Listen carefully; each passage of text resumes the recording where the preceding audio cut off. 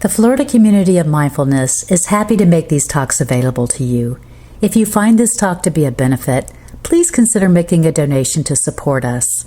You'll find a donation button on the Talks section of our website, floridamindfulness.org.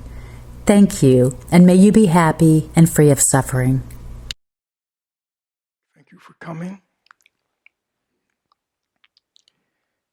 Actually, this weekend, our community has a retreat going on at the Franciscan Center, and this is the one retreat in a year that I'm not sort of there in residence. Angie and Brian are guiding, and I just come in the evening for the 2-hour meditation in the evening to be with the retreatants and to interact with them. And the the retreat is about sort of ending personal suffering through the practices of loving kindness and compassion. So these are wonderful teachings, wonderful practices, and really get at the heart, we might say, of Buddhist psychology. As opposed to Western psychology that believes the way to happiness is by working through all your issues.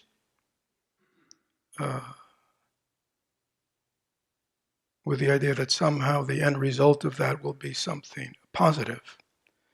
Buddhist psychology, while not negating that suffering needs to be dealt with, posits that the cultivation of positive, wholesome mind states in and of itself is transformative. Because we only have one mind, even though it may feel like it's divided into pieces and parts, there's only one mind. And if you have a healthier mind, if you're consuming healthier mind states, that creates a strength in the mind that in and of itself can take care of much of the affliction that is within us. In the same way, if we have a healthy body, a healthy immune system, then lots of the physical ailments that we might have had sort of take care of themselves as we strengthen and develop our well-being and health of body. It doesn't mean that there may not be some things that need to be taken care of, but the general, there's a strength in that. When you have a strong immune system, many of the things, the afflictions of the body that affect other people will not affect you because you have a strong body, strong immune system. And so we want to cultivate this kind of mind that is fundamentally healthy. And the more we have a healthy mind, that healthy mind is better able to take care of the parts of ourselves that aren't healthy. But if we don't have a healthy mind, when unhealthy mind states arise, we have very limited capacity to really heal and transform, take care of those parts. So this is very fundamental. So what I wanted to do is continue, and this relates to also the retreat where we have many members today, focusing this weekend again on these wonderful teachings and practices of loving kindness and compassion. But at the same time in our community, we have an intensive going on these mind trainings, and I've given teachings on this in the past. In the Tibetan, they're called the Lojong. There are these 58 stanzas or slogans, very pith teachings that take so much that's fairly complicated in Buddhism and reduce it to very understandable and very memorizable various statements that one can take with us throughout our day. And I won't, we've worked on the fundamentals, the preliminaries. I did give some teachings a number of weeks ago on what's called the absolute enlightened mind, quite profound. And then getting into what's called relative bodhicitta, which is, we might say, the world and how we go about it. There are those wonderful practices related to how to really cultivate a compassionate, altruistic mind state. And really, very practically, it has the practice of the what's called the taking and sending, the alchemical exchange, where one really learns through very simple practices how one can be present to suffering, one's own suffering and others' suffering, and rather than being evilly kind of taken down by it or feeling a need to wall off from it, we have the means of instantaneously transforming it into something very positive, which is compassion. And then the next section is called the transformation of adverse conditions into the path of awakening. And I think a couple of weeks ago when I was here, I taught on that one. When evil fills the world and its inhabitants, change adverse conditions into the path of awakening. So again, I did give that commentary on that several weeks ago, and I'm sure it's on the website if you're interested. And also there's lots of commentaries. This is a very well-known text, and there are lots of commentaries available, both written and I'm sure on the web.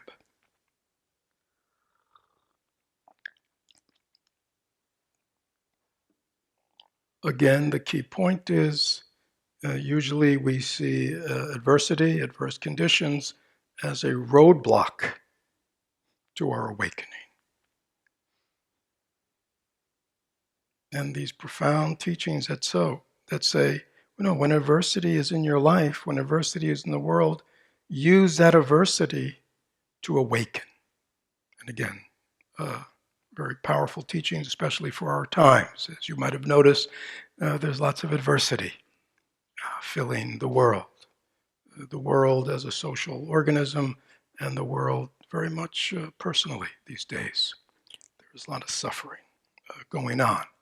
So learning how to not reject or not have to run away from or not be, again, overwhelmed by, but learning how to actually take it all in, knowing that you have the ability to transform it within your own mind and to be able to come back into the world in a very positive way. Now, what I want to, the next section is in terms of how do you carry these wonderful practices into your daily life. The next slogan is very simple and quite wonderful. It says, drive all blame into one. Now, does everybody know what blame is? Anybody here not know what blame is? Yeah. Blame is what? When we, believe somebody or something is the cause of something. We blame them, don't we? And usually we're always blaming who? Everybody else, right? I mean, we blame all the people who, right now who we think are causing suffering to ourselves, the world. We blame our families, our parents, our past. We blame our society. We blame all the people in it we don't like. I mean, we just blame. We blame social conditions, right? The list of who's to blame for my unhappiness, for my suffering is, we could start writing it today and probably continue for years. And during the course of those years, we would gather many other ones to blame. So it would be quite a long list. And here is this slogan that says, drive all blame into one. Right? So I think it's wonderful because it acknowledges, that we're always looking for somebody to blame. Right? It sort of acknowledges this basic desire we have. I got to blame somebody for this, right? Is that true? Everybody know we got to blame somebody for what's going on within me, or in the world. There's only one thing to blame. So for those of you who love to blame and spend a lot of your life blaming, This is for you because it'll make your life a lot easier. You don't have to think about all the people and conditions that are, causing you blame. You only have to remember one thing. Okay, is that clear? Now, what is this one thing that all blame needs to be driven into?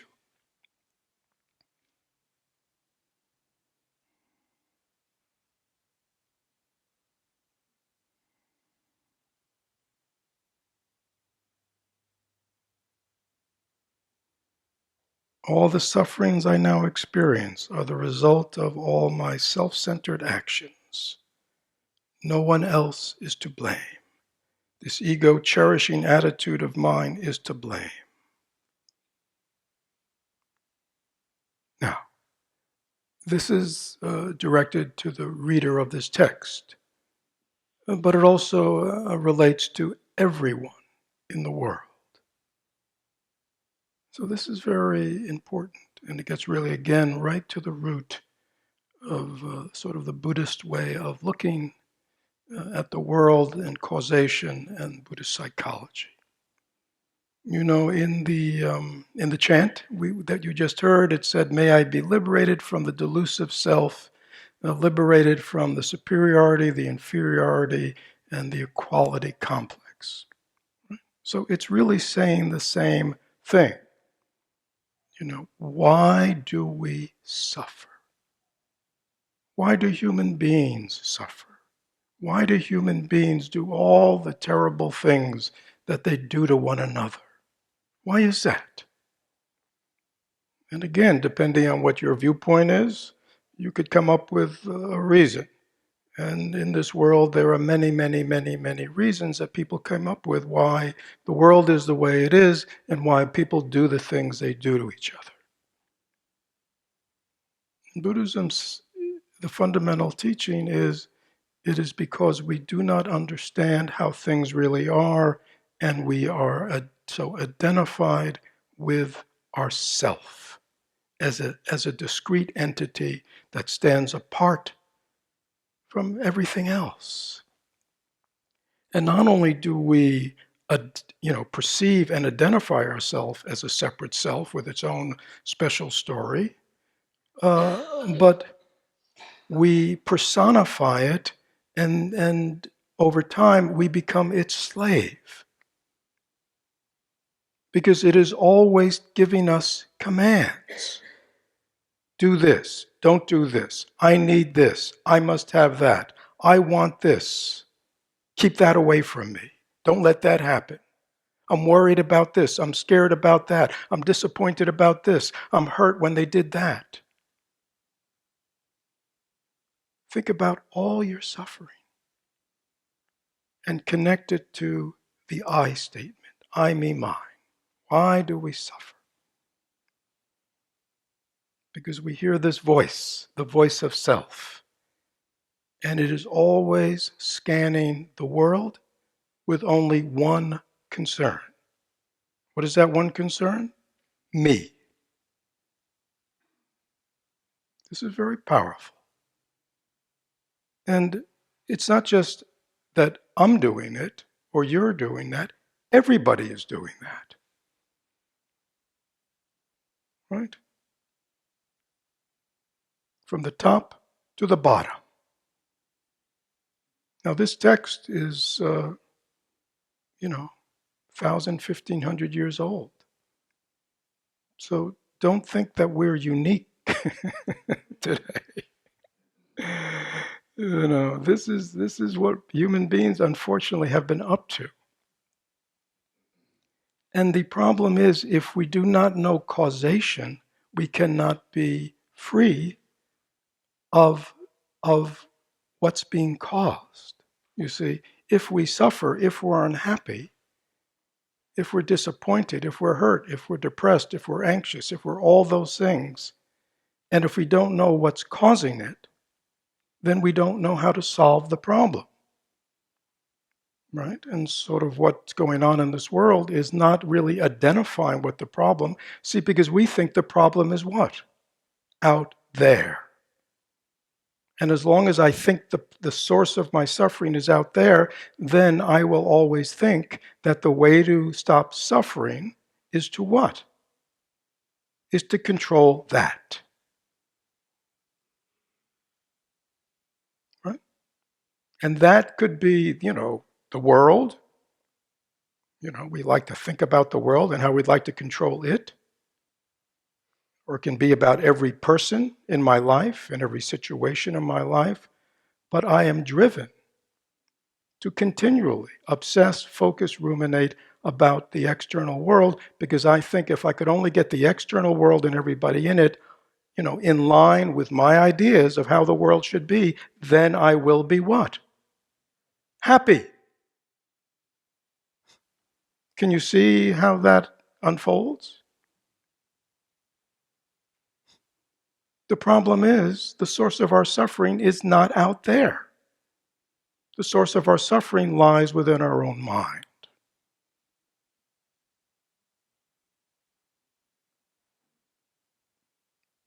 And what is the cause of it? This mind that cherishes itself above all else.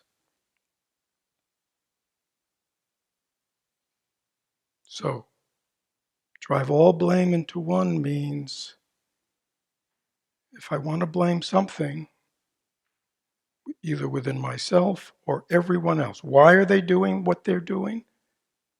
Because they're lost in their own egocentric world. Right? They're just trying to, they think by getting their needs met or doing this or not doing that, they're going to be happy. That's why they do what they do. They're not evil people. Right? In Buddhism, we say they're deluded people. What are they deluded about? That they don't see clearly what's going on. Now, the teachings on non-self and all this is another talk. But it's, again, it's at the basis of this. So this is this understanding that at the root of my suffering is my cherishing, my ennobling, my self-absorption. We are a very self-absorbed people. If you listened, if you broadcast your mind and your thoughts, what do you think you would hear all day? Really, I mean, what do you think we'd hear all day? Self endlessly doing what? What? Talking about itself, its needs, its wants, or talking about its opinion on everybody else. Right? I mean, that's what's going on all day. This totally self-centered and self-absorbed, thinking it is right, and you know what I mean, and everybody else is wrong, is endlessly reinforcing its view. Is that clear? And then we wonder why I'm not happy, why I feel separate from people, why I suffer. And we never tie these two things together. Now, fortunately, for thousands of years, there have been some very wise men and women who, rather than looking out there for the cause of suffering, have looked within their own minds, from the Buddha on forward. And so we have many of these teachings and texts and practices that help us understand what's going on, and even more importantly, give us a technology to transform. Right? So it's not as if we all have to go through this, laborious, deep looking into the nature of reality, the nature of things. It's already been done for us. But we do have to do it somewhat so we can become convinced ourselves, so we can change our lives. Again, there is nobody in this room who has not spent their life self-absorbed. Even if you think you're a good person and you have good ideals and blah, blah, blah, you're still self-absorbed because you're very aware of how good you are and how bad everybody else is. And if only everybody was like me, then it'd be what? Nirvana.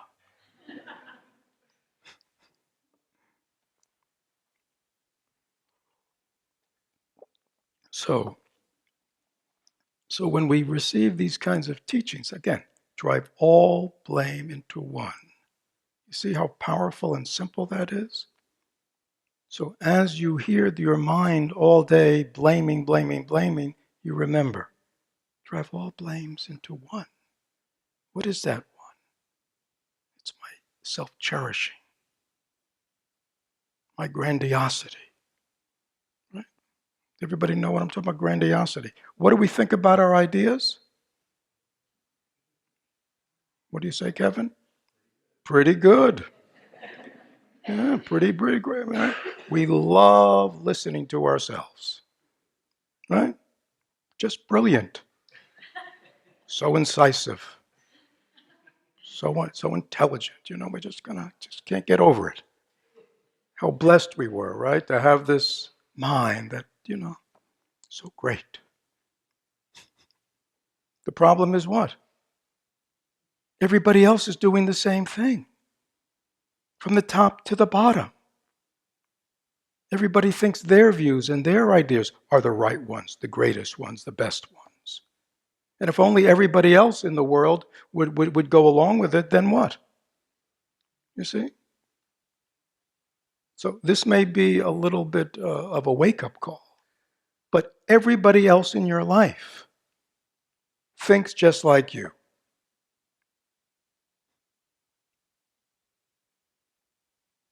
They hear a voice too that has needs and wants and is endlessly telling them what to do. They have their story, they have their history, they have their issues that are running them. Right? Just like yours are running you. So if you ever clash, if you ever realize we're on different pages, don't be shocked. Don't be surprised. Don't be disappointed. Don't be angry. Be understanding. Oh, of course. Drive all blames into one. Here, there, everywhere. Now, it doesn't, please, for those of you who go, but hold on, aren't there bad things in the world? This is not about that. This is before you go out the door. How your mind is. This is very intimate. This is coming to an understanding within your mind. It's amazing to me dealing with our people in our culture. We write a grade, well, what about this? And what about that? And what about this? See? Because we're not comfortable turning the spotlight here. What we love to do is turn the spotlight out there. Right? We want to shine the light on everybody else, everybody in our family, everybody in our relationships, everybody else in the world. We want to shine the light out there. Right? And we are not comfortable shining the light here first.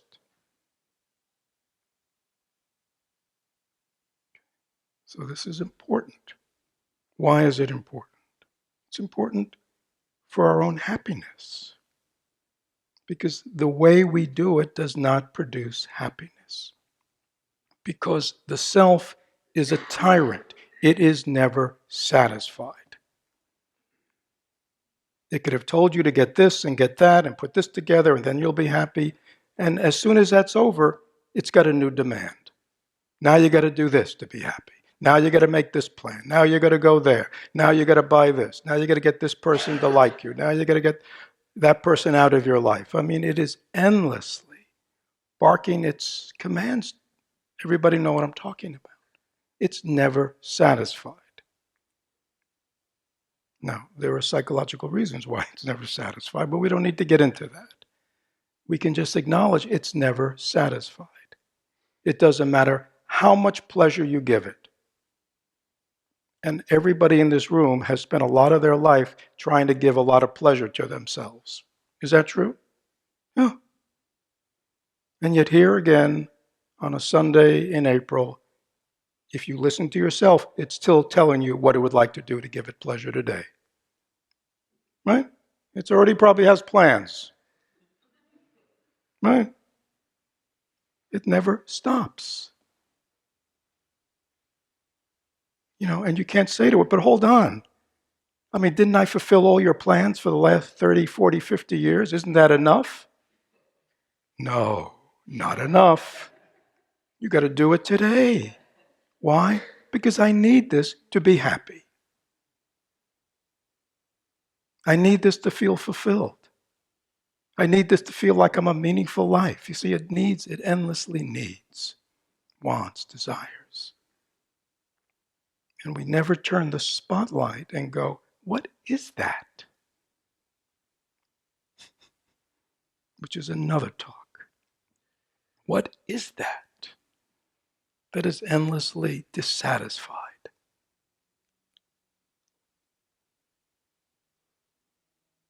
Drive all blames into one. Okay? Resolve that. And then you can go through the life very differently. Now, I'm just going to do one more because I think they go wonderfully together. And again, like in the same way that drive all blame into one is like it's a game changer, isn't it? It's like, whew, you mean I have to give up blaming? I mean, what would my mind think about all day? I mean, it's funny, isn't it? But it's like, they talk about tragedy and comedy, it's just like it's the same story, but you look at it from this way, it's a tragedy. You look at it from this way, it's a riot.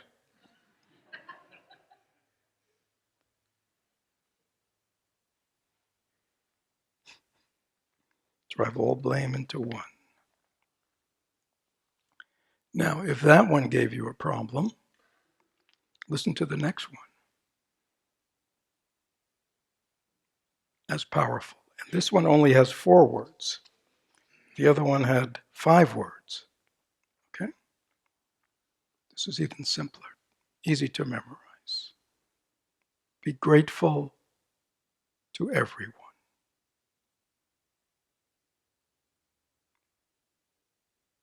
Be grateful to everyone.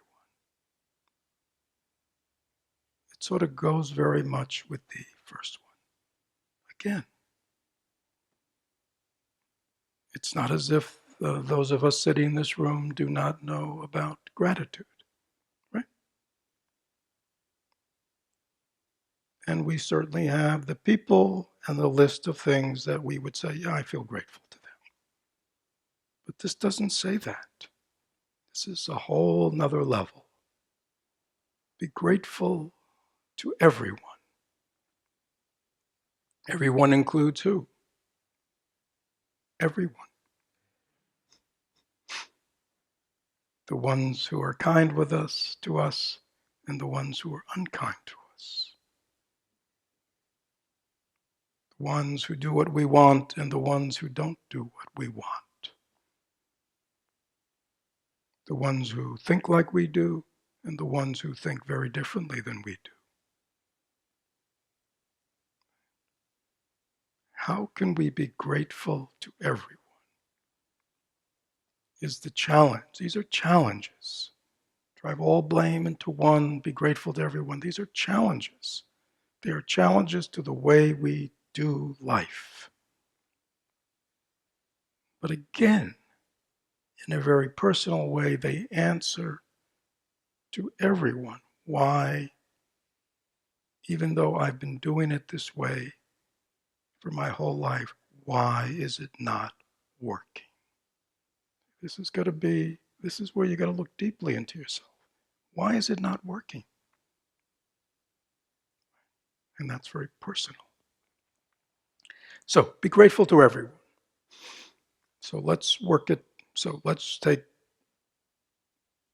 So the same way we would say, is blaming oneself, blaming, that kind of personal blaming, does that create a peaceful, calm, open, loving mind? Right? Blaming, blaming, blaming. Does that make you feel peaceful and happy? And you would say what? No, it creates an afflictive mind state.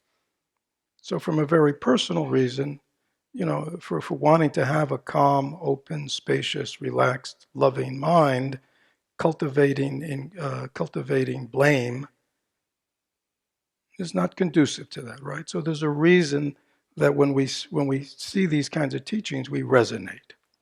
Now, let's try this one. So this goes the other way. When you're feeling grateful, when you're expressing gratitude, when you're in sort of that mind state of thankfulness for whatever, how does that feel? Would you say that's a positive or negative mind state?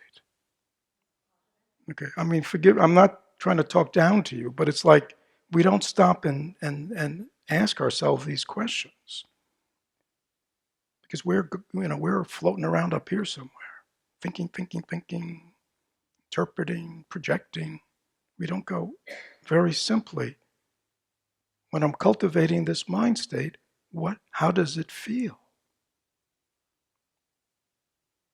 What am I cultivating in my mind when I cultivate endless blame? You see, what is that doing for me? Positive or negative, helpful, unhelpful, making me a better person, you know what I mean? Like that, better friend, better whatever. So, when we hear this, be grateful to everyone, we ask ourselves, is gratitude a positive, wholesome mind state that is conducive to the kind of transformation that I want in my mind and in my relationship to others?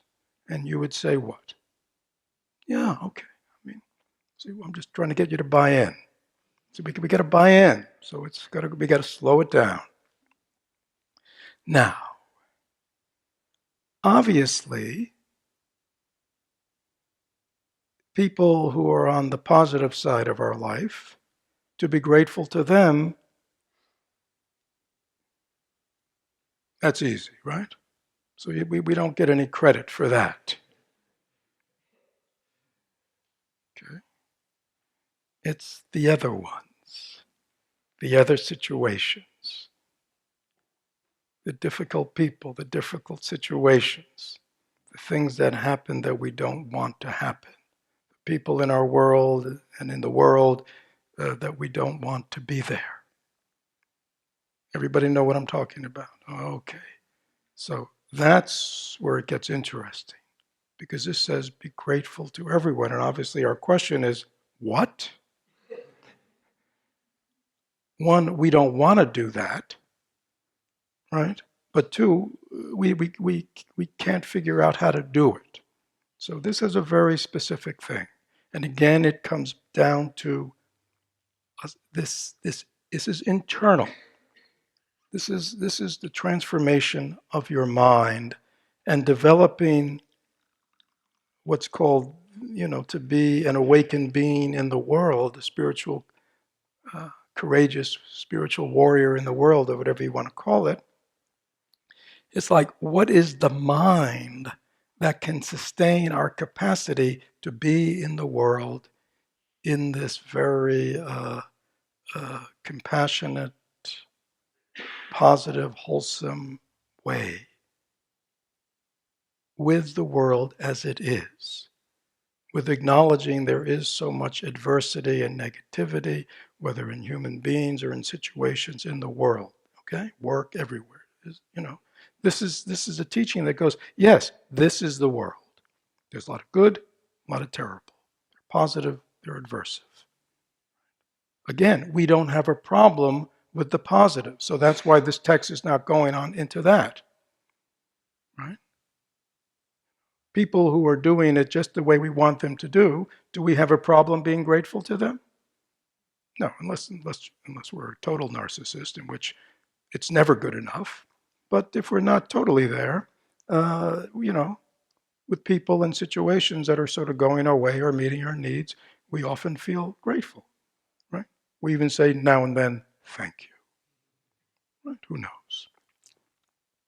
Now, how about all those people and situations that our natural response is not to say thank you to, right? To say the opposite, to be hurt and angry. Yeah, so it comes back to each of us and who we are and how we want to show up in the world.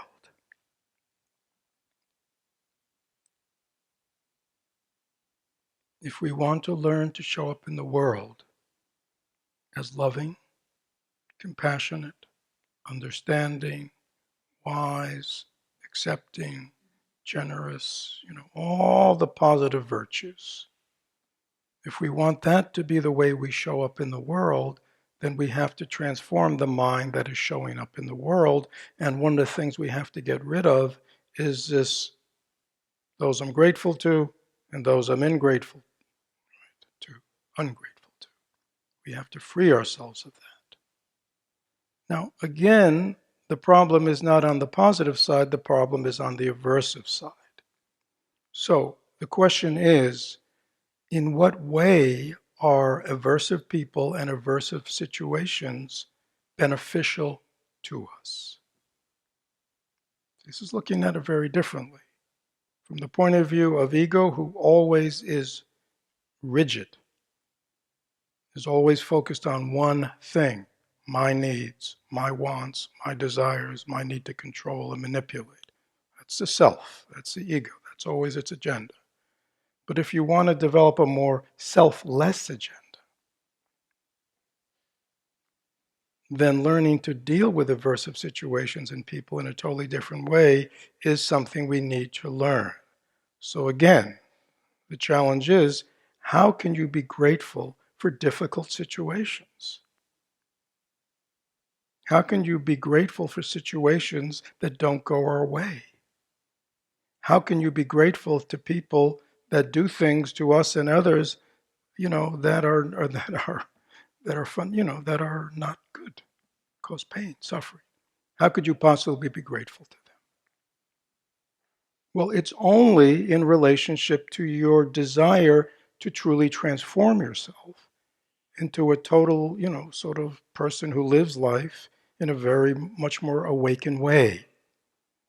And that your heart and your understanding are much more, sort of 360, not just piecemeal.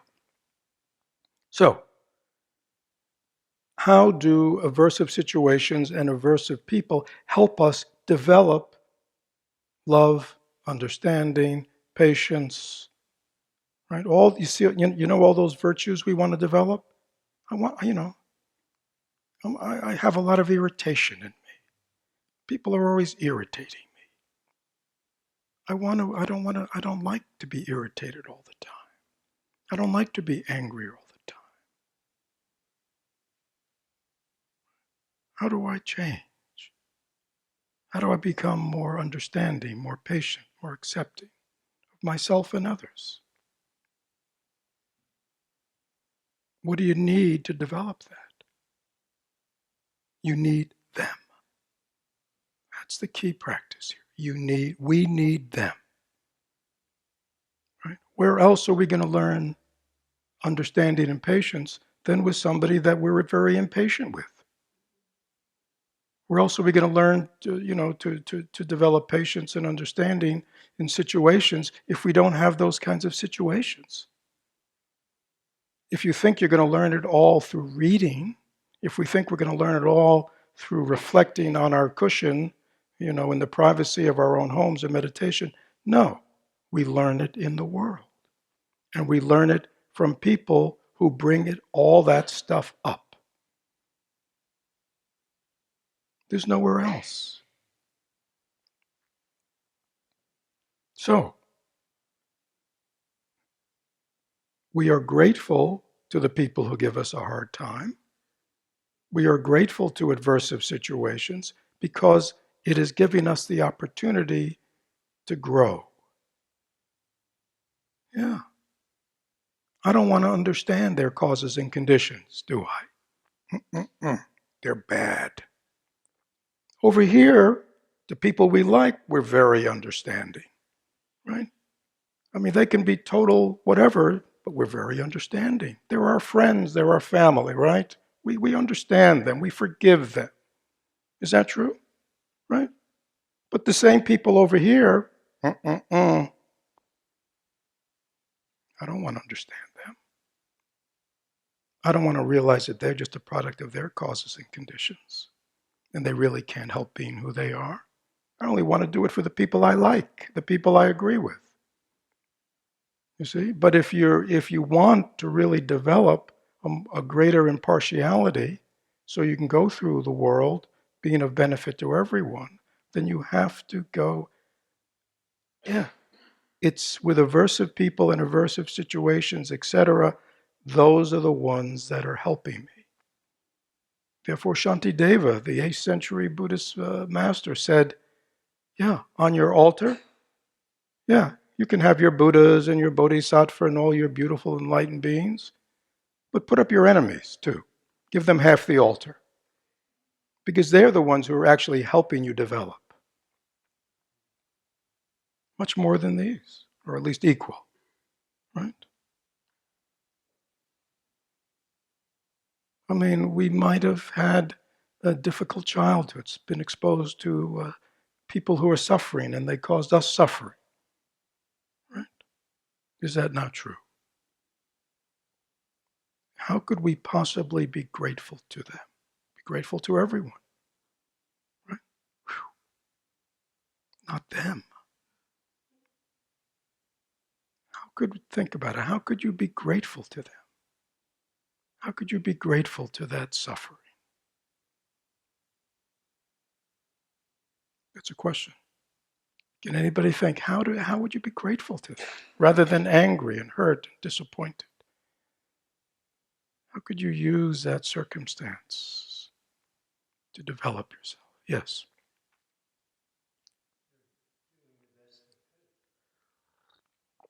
Is to think they did the best they could. Mm-hmm. Anybody else? Yes.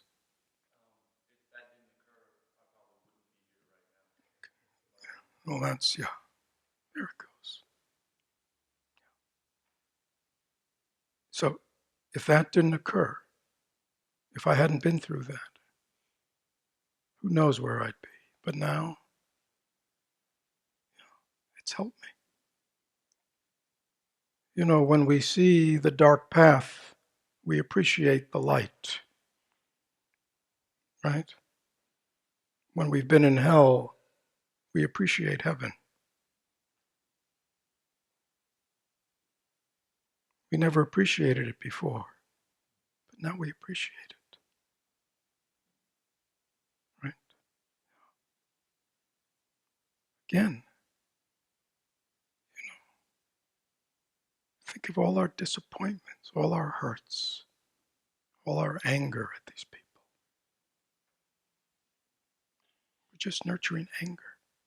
That's the residue that we're left from these circumstances, which only what? Continues what started in childhood. We just continue it on. Angry, hurt, disappointed. Now it's infected our minds and maybe infected our relationships. Be grateful to everyone.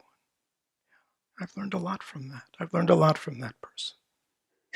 Whether I've learned that people are just who they are and they're doing their best, even though it shows up miserably. But also it showed me to want to do it differently. That's why we're grateful to them. That's why we're grateful. See, it's a different kind of gratitude, but it's sort of understanding that I can make use. Remember, this whole section is called "Turn Adversity into the Path of Awakening." This is showing us how to do it.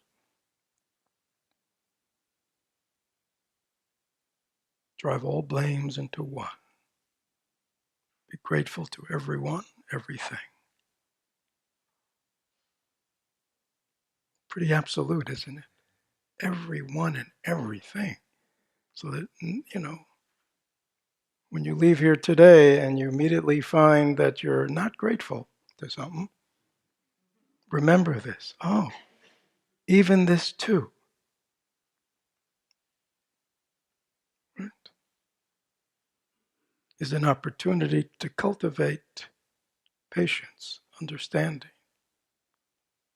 to let go of this imperious self that's always barking orders. If I wasn't in this situation right now, hearing this voice so strongly, I probably would never deal with it. But now I understand. So I realize these are very easy practices, but just in case anybody may have a view about this or a comment on this, or most importantly, a question. But I'm very happy if you want to challenge this, that's fine too. So the important thing now, any questions about what this practice means or looks like and how you would take it home with you? Practice it in your real life. Yes.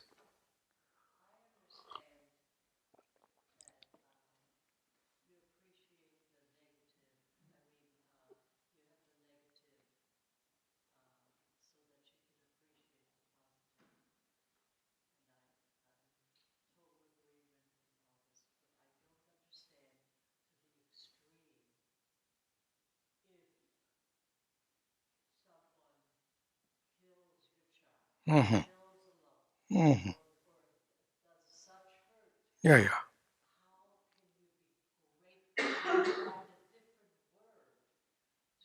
Yeah. Yeah, yeah. Yeah, yeah. Yeah, so did everybody hear that? So that's a good, again, that's an extreme response you're giving. So I understand that, but it's good. Yeah, I know, but it's good. Yeah. Well, again, what it says is, and her question was, well, what if somebody kills your child, or let's say your child dies in an accident or something? How could one be grateful to that? So again, it's not that kind of gratitude. It's not like it's not like you're not a human being and you don't feel sadness and loss. But it's like, how does it leave us? And how do we use that experience, right? Not to increase our suffering over time, but to use it to transform. So, somebody murders your child, right? What could be, more difficult to get one's head around than that? Um, big picture.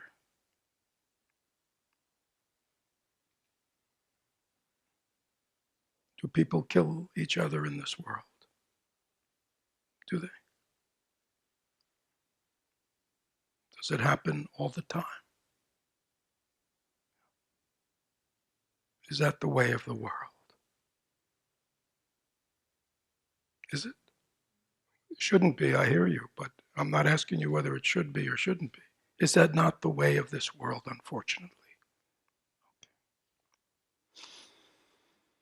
Yeah, and then it happens to us. Why do people kill each other? Drive all blames into one. Because they're deluded, they're unhappy, they're sick, right? They're not healthy. Healthy people with healthy minds don't kill each other, do they? Unhealthy people with unhealthy minds do harm to each other. That's just unfortunately the way of the world for many people. The situation reminds me of that. That's what I'm grateful to. It's you can hold them at the same time. A lot of us, we think, oh, does that mean, I can't in the short run be angry and hurt and sad? Well, of course, we're human.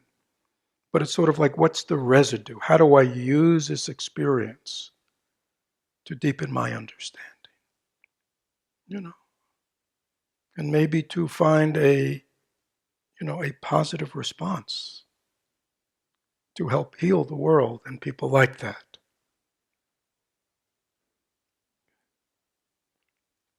So it's not simplistic. Yeah, it's deep. And again, the more you get into those kinds of things, you realize, this is profound. This is not easy. With certain kind of situations, well, traffic or waiting out line, I get it. But there's lots of, we got to work our way out here. Yeah, it's a reminder. I'd forgotten. Let's say you're a mother and it happens to you. You go, oh, I read about this every day in the news.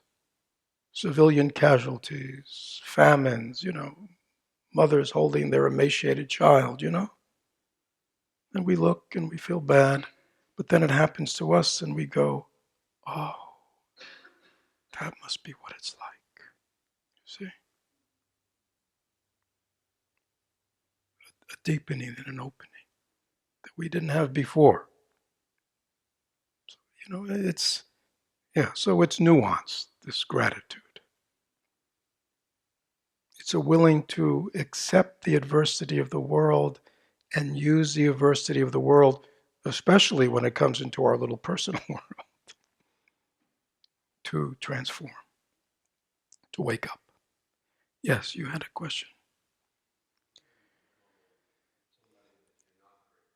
Oh, yeah. Mm-hmm.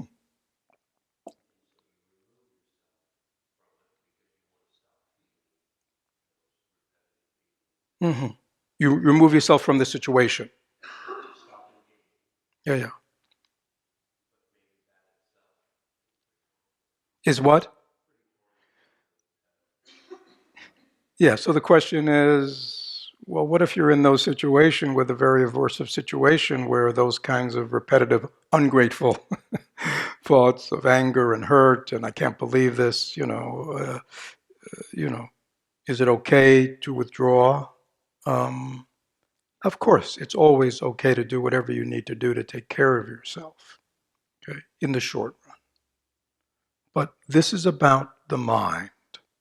So even though strategically you may feel, I need to withdraw myself, it's what the residue of that situation.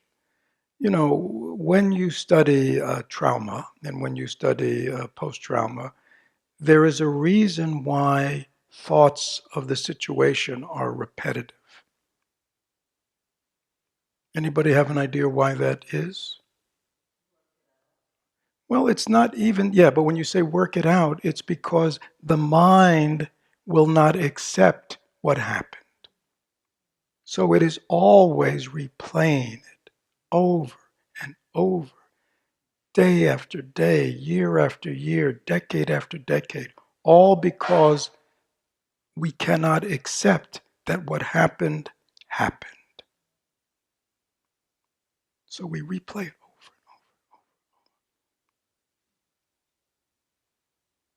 But what if we didn't? What if we accepted, yes, it happened, right? You just wait. You see,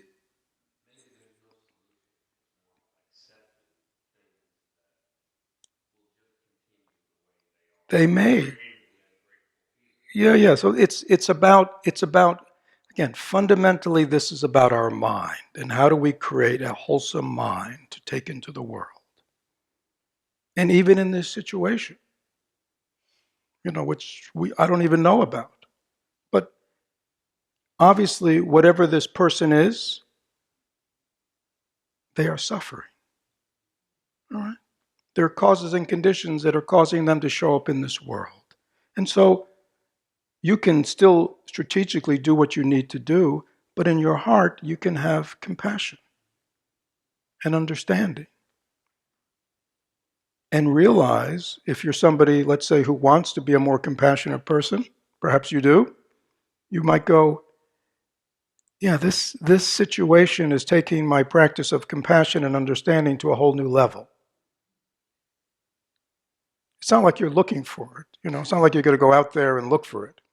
But it'll come to us. And when it comes, that's part of the gratefulness. It's a different kind of gratefulness than we feel when somebody does something nice for us. You see? So we have to understand that this is like, I'm grateful because they're really giving me, this situation is giving me an opportunity to grow or to get more insight into myself or see how I cause myself suffering, how I just ruminate. Why do you ruminate about the situation? Because what? Well, no, you can't accept it. And you think you should resolve it. What's there to resolve? See, that's our thinking mind. We're always thinking, got to figure this out, got to resolve it. The first thing we got to do is understand what's going on and be present to it. Right? And see, in this situation, there's suffering. They're suffering. I'm suffering. Oh, see, that's reality. That's not up here. We're endlessly processing up in our thinking consciousness. When reality is what's happening. And we want to be present to it. Just suffering here. Can you see that? Oh, and that's when you touch that level, then things open up. They're suffering, I'm suffering. Oh. Then afterwards, what can be done here that will reduce the suffering? That's all. Distancing, separation, that could be, that's like, but that's a response. You see, from this acknowledgement, it's suffering. See, that's when you get beyond the blame. See, usually we go into blame. I can't believe they're doing this, and they shouldn't do this, and they know better. And it's blame, blame, blame, blame. Rather than just going, oh, there's suffering here, and there's cause. Can you see how easier that is? And it's more open. And there's possibility of things changing when we're present to reality, not thinking about it, right? It's like we're these compulsive problem solvers. What do they say, to a carpenter who only has a hammer, it doesn't matter what it is, everything's a nail. Right? But that's all they got. Right? Even screwdrivers, even screws they're nailing in, it's like, right? And we're like that. We're just problem solvers, fixers, figure outers, endlessly, no matter what happens, we're always up here, rather than just being present to reality. There's suffering here. I'm suffering. They're suffering. First thing to do, how can I take care of my suffering and use this situation to develop myself? Secondly, they're suffering. What can I do that might be skillful? There may not be anything. Is there anything I can do? But you see how easier that is? Not so intense. You see, when you think you got to figure it out and do something, then it's what? Intense. Very tight.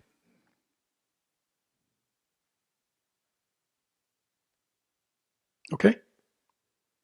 Yes.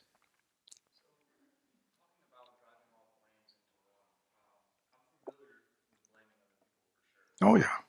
Well, we're all pretty good at it. Yeah, yeah, yeah.